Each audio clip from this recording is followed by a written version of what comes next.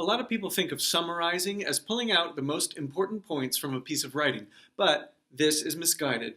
How do you define the most important points? Isn't that going to be subjective? Something could be important in one context and not important in another. So we're going to define summary in a different way.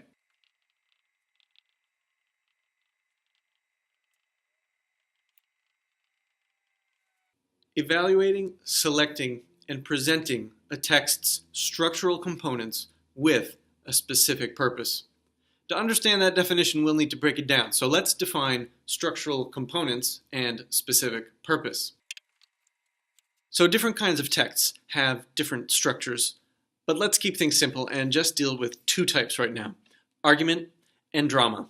An argument is the basic structure of, say, an essay or a nonfiction book. A drama is the basic structure of a play or novel. The components that make up the structures of arguments and dramas are pretty different.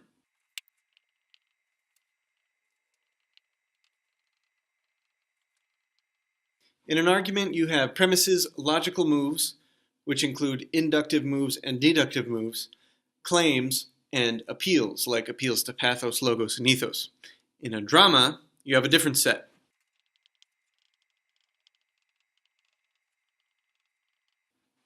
You have dilemmas, actions, which include both speech acts and physical acts, consequences of those actions, and special effects, like okay, I said that dramas and arguments had pretty different components, but as you can see, they kind of line up.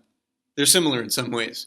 The premises of an essay are like the dilemmas in a play. Both premises and dilemmas are the basis upon which the rest of the thing is built. You can follow the moves in an argument just like you can follow the actions in a play, right? So actually, I'm going to leave it to you to think about how the rest of these structural components are similar and different. And I'm going to move on. Actually, here's what I want you to take away from all that right now. Summarizing means looking at these structural components, not the most important parts of the play or the argument. That's way too vague. We're going to just focus on summarizing a scene from a play for this. So, in order to summarize a scene from the play, first I have to identify all of its structural components. We're going to take a look at Act 1, Scene 6.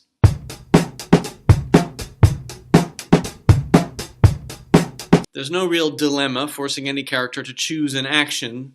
Therefore, the scene isn't really all that important overall, but we can break it down. The actions that take place in the scene can be described as follows. Duncan and Banquo arrive at Macbeth's castle. Duncan praises Macbeth's castle. Banquo agrees that it's pleasant. Duncan thanks Lady Macbeth for hosting. Lady Macbeth flatters Duncan. Duncan jokes with Lady Macbeth and flatters her. Lady Macbeth flatters Duncan again. Duncan takes Lady Macbeth's hand. Duncan asks to be led inside. Duncan promises continued favors for Macbeth, and everyone enters the castle. So the only physical acts in that scene are arriving, taking a hand, and entering. All the other ones are speech acts. Now let's study the consequences of these actions. Arriving at Macbeth's castle and entering it eventually has the consequence of Duncan being murdered. The first two speech acts don't really have any real consequences. The actors are probably actually just talking so that Lady Macbeth has time to change her costume backstage. Thanking usually has the consequence of cementing a friendship, so Duncan might think he's doing that, but he's really not. So it's kind of important to show how blind he is. Lady Macbeth's flattery has the consequence of making Duncan feel powerful and special, which could make him drop his guard and easier to kill. Duncan joking and flattering shows he's friendly and polite. Characterization, not really a consequence. And finally, taking Lady Macbeth's hand has the consequence of her leading him inside. She wanted to do that anyway, so again, I don't know if it's that important. All right, so finally, are there any effects in the scene? Let's look at the stage directions. They say, hot boys and torches. Hot boys are horns being played, and that adds to the social importance of the king. And the torches are brought out, which may signal that it's evening or it could be to create an eerie, firelit tone to the scene, which could be very important to interpreting it correctly. Whew. That was a pretty detailed analysis of a short scene. It's only about 40 lines. Can we summarize the scene now? Almost. We have to go back to my definition of summary. Evaluating, selecting, and presenting a text's structural components with a specific purpose. So we've worked out structural components. Now let's work on specific purpose. A lot of times we summarize without really knowing why we're summarizing, but really we should start with a specific reason for doing so, a purpose for summarizing. So the question to ask is, what should this summary achieve? For example, is it going to help you persuade someone of something? What's the context? Who's the audience? So let's look at two summaries of the same movie to give you an idea of what I'm trying to show you. The Lion King, from the back of the 1995 VHS tape. Set amid the majestic beauty of the Serengeti, Disney's epic coming-of-age saga tells of the love between a proud lion ruler, Mufasa, and his son, Simba, a naive and curious cub who just can't wait to be king.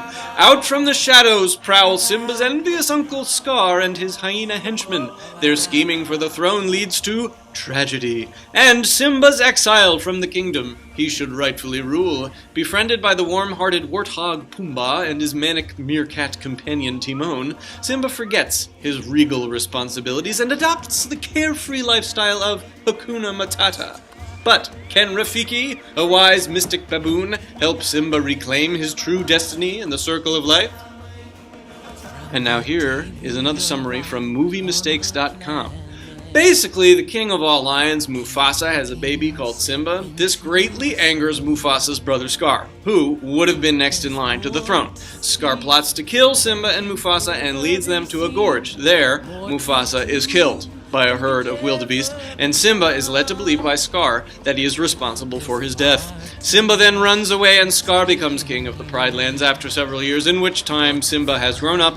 He returns, with the help of some new friends, to the Pride Lands, where he has a final battle with Scar and wins back the Pride Lands. The purpose of each of those summaries is pretty different, right? So each one is pulling out different details as important enough to include, but both are focusing on actions and consequences, because it's a drama. I'll leave it to you to tell me how the different purposes of each summary helps the writer decide which details to include. But in the meantime, we've got more work to do. How does purpose affect summary? Let's go back to our analysis of Act 1, Scene 6. Remember all the actions I noted and the effects? If my purpose is to show the scene's importance to the play's overall plot, I'm not going to include effects. And I have to select the actions whose consequences connect with major plot events, peripeteia, hamartia, anagnorisis, catharsis, so I might select these actions. And I might summarize the scene this way. In Act 1, Scene 6, Duncan and Banquo arrive at Macbeth's castle, where Lady Macbeth's flattering words make Duncan feel powerful and secure. He asks to be led inside, which proves to be a mistake, leading to his death later that night. But let's say my purpose instead was to describe how the scene raises tension. I'd select different actions and consequences to focus on, and I'd also include one of the effects.